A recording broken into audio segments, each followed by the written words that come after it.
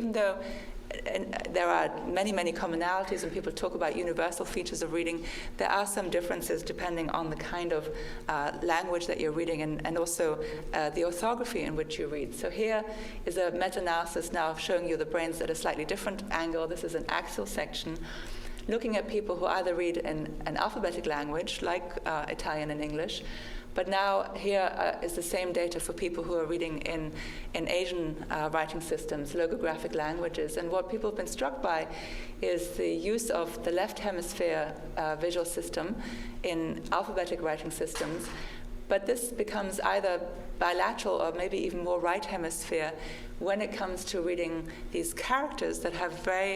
a lot of information that's visuospatial, has all these strokes, and would make sense that it would maybe invoke more right hemisphere function, given that the right hemisphere is more assigned to spatial analysis. And so again, you have to just remember that in much of this we think of the brain as having to tackle this rather complex skill and deciding what resources it can use, or